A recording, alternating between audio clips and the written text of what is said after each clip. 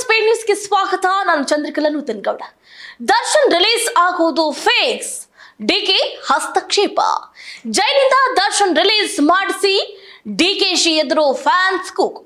ಹೌದು, ದರ್ಶನ್ ದರ್ಶನ್ ದರ್ಶನ್ ನಟ ದರ್ಶನ್ ಅವರು ಪರಪ್ಪನ ಅಗ್ರಹಾರ ಸೆರೆವಾಸದಲ್ಲಿ ಇದ್ರೂ ಕೂಡ ಅವರ ಸ್ಟಾರ್ಡಮ್ ಮಾತ್ರ ಎಂದಿಗೂ ಕಡಿಮೆ ಆಗಿಲ್ಲ. ಈಗಾಗಲೇ ಕಳೆದ 1 ವರ್ಷದಿಂದ ಪರಪ್ಪನ ಅಗ್ರಹಾರದಲ್ಲಿ ಒಂದು ಕಡೆ ದರ್ಶನ್ ಅವರು ಸೆರೆವಾಸವನ್ನ ಅನುಭವಿಸ್ತಾ ಇದ್ರು. ಕನ್ನಡ ಚಿತ್ರರಂಗದಲ್ಲಿ ಅವರದ್ದೇ ಆದಂತಹ ಛಾಪು ಇಂದಿಗೂ ಕೂಡ ಮಾಸ್ತಾ ಇಲ್ಲ.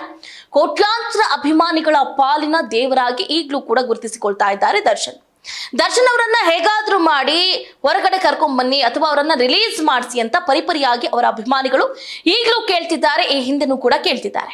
ಈ ಹಿಂದೆ ನಾವು ಇದಕ್ಕೆ ಒಂದು ಉದಾಹರಣೆಯನ್ನು ಕೊಡುವುದಾದ್ರೆ, ಸಿಎಂ ಡಿಕೆ ಶಿವಕುಮಾರ್ ಅವರು ಮೊದಲ ಬಾರಿಗೆ ಅವರ ಸ್ವಕ್ಷೇತ್ರ ಕನಕಪುರದ ಪ್ರವಾಸವನ್ನ ಕೈಗೊಂಡಂತಹ ಸಂದರ್ಭದಲ್ಲಿ ಬೆಳಗ್ಗೆಯಿಂದ ರಾತ್ರಿವರೆಗೂ ಕೂಡ ಹಳ್ಳಿಗೆ ಭೇಟಿಯನ್ನ ಕೊಟ್ಟು ರೋಡ್ ಶೋ ಮೂಲಕ ಜನರಿಗೆ ಧನ್ಯವಾದವನ್ನ ಸಲ್ಲಿಸಿದರು.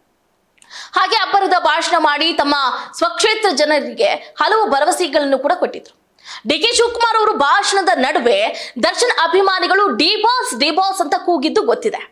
ದರ್ಶನ್ ಅವರನ್ನ ಜೈಲಿನಿಂದ ಬಿಡಿಸಿ ಅಂತ ಸಿಎಂ ಡಿಕೆ ಶಿವಕುಮಾರ್ ಅವರನ್ನ ಮನವಿ ಕೂಡ ಮಾಡಿದ್ರು. ಅದಾದ ನಂತರ ದರ್ಶನ್ ಅಭಿಮಾನಿಗಳಿಗೆ ಸಿಎಂ ಡಿಕೆ ಶಿವಕುಮಾರ್ ಅವರು ಏನ್ ಹೇಳಿದ್ರು ಅಂತ ಎಲ್ಲಾ ಕಡೆ ಕೂಡ ಜಾಹೀರಾತಾಯ್ತು. ನೋಡಿ, ಬೆಳಗ್ಗೆಯಿಂದ ಸಂಜೆವರೆಗೂ ಕೂಡ ಸಿಎಂ ಡಿಕೆ ಶಿವಕುಮಾರ್ ಅವರು ಸ್ವಕ್ಷೇತ್ರದ ಸುಮಾರು 20 ಗ್ರಾಮಗಳಲ್ಲಿ ಅದ್ಧೂರಿಯಾದಂತಹ ರೋಡ್ ಶೋ ಅನ್ನು ನಡೆಸಿದ್ರು. ಹೀಗೆ ಎಲ್ಲಾ ಹಳ್ಳಿಗಳಿಗೂ ಭೇಟಿಯನ್ನ ನೀಡಿದ್ರು. ಅವರು ರಾತ್ರಿ ಕುರುಬಹಳ್ಳಿಗೆ ಆಗಮಿಸಿದಂತಹ ಸಂದರ್ಭದಲ್ಲಿ ಸಿಎಂ ಡಿಕೆ ಶಿವಕುಮಾರ್ ಅವರು ಜನರನ್ನ ಉದ್ದೇಶಿಸಿ ಮಾತಾಡುವಂತಹ ಸಂದರ್ಭದಲ್ಲಿ ನಟ ದರ್ಶನ್ ಅಭಿಮಾನಿಗಳು ಸಿಎಂ ಬಳಿ ವಿಶೇಷ ಮನವಿಯನ್ನು ಕೂಡ ಮಾಡಿದ್ರು. ಜೈ ಡಿ ಬಾಸ್ ಅಂತ ಜೈಕಾರವನ್ನ ಕೂಗಿ ಜೈಲಿನಲ್ಲಿರುವಂತಹ ನಟ ದರ್ಶನ್ ಅವರನ್ನ ಬಿಡುಗಡೆ ಮಾಡಿ ಅಂತ ಎಲ್ಲರೂ ಕೂಡ ಕೂಗ್ಕೊಂಡ್ರು. ಇದಕ್ಕೆ ಈ ಸಂದರ್ಭದಲ್ಲಿ ಡಿಕೆ ಶಿವಕುಮಾರ್ ಅವರು ಪ್ರತಿಕ್ರಿಯೆಯನ್ನ ಕೊಡ್ತಾರೆ. ಯಾವ ಡಿ ಬಾಸು ಇಲ್ಲ, ಏನು ಇಲ್ಲ, ಸುಮ್ಮನೆ ಇರಯ್ಯ ಅಂತ ಗದರಿದ್ರು. ಅದು ಕೂಡ ಬಹಳ ದೊಡ್ಡ ಮಟ್ಟದಲ್ಲಿ ಸೌಂಡ್ ಆಯ್ತು. ಈಗ ಡಿಕೆ ಶಿವಕುಮಾರ್ ಅವರು ದಾಸನನ್ನ ಜೈಲಿನಿಂದ ರಿಲೀಸ್ ಮಾಡಿಸೋ ಯೋಚನೆಯಲ್ಲಿ ಇದ್ದಾರೆ ಅಂತ ಹೇಳಲಾಗ್ತಾ ಇದೆ. ಕಾರಣ ನೋಡಿ, ಯಾರೂ ಮಾಡದ ತಪ್ಪೇನು ಮಾಡಿಲ್ಲ. ಎಷ್ಟೋ ಆರೋಪಿಗಳು ಈಗಲೂ ಕೂಡ ಕೊಲೆ, ಸುಲಿಗೆ, ದರೋಡೆ, ರೇಪ್ ಮಾಡಿ ಕಣ್ ತಪ್ಪಿಸ್ಕೊಂಡು ಓಡಾಡ್ತಾ ಇದ್ದಾರೆ.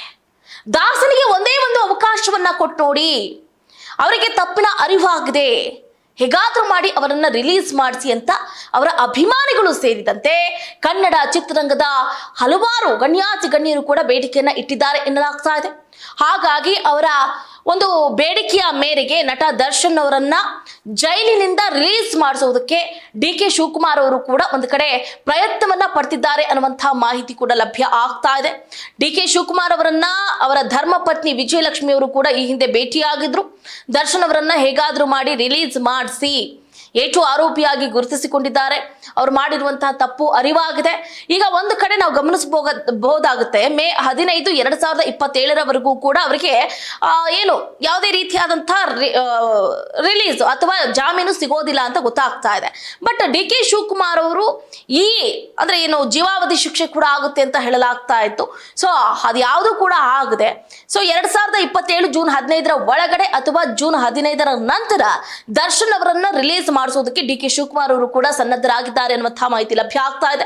ಸೊ ಹಾಗಾಗಿ ಈ ನ್ಯೂಸ್ ಕೇಳ್ತಾ ಇದ್ದಂತೆ ದರ್ಶನ್ ಅವರ ಅಭಿಮಾನಿಗಳಲ್ಲಿ ಸಂತಸ ಹೆಚ್ಚಾಗಿದೆ.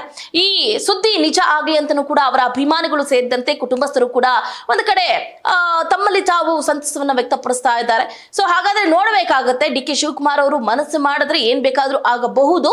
ಸೊ ಕಾನೂನಿನ ಅಡಿಯಲ್ಲಿ ಯಾವುದೇ ರೀತಿಯಾದಂತಹ ಒಂದು ಅಡೆತಡೆಗಳನ್ನ ಮಾಡ್ಕೊಳ್ಳದೆ ಕಾನೂನಿನ ಪ್ರಕಾರವೇ ಹೋಗಿ ದರ್ಶನ್ ಅವರನ್ನ ರಿಲೀಸ್ ಮಾಡಿಸುವಂತಹ ಪ್ರಯತ್ನವನ್ನ ಮಾಡ್ತಾರಾ ಏನು ಅನ್ನೋದನ್ನ ಕಾದಷ್ಟೇ ನೋಡ್ಬೇಕಾಗಿದೆ.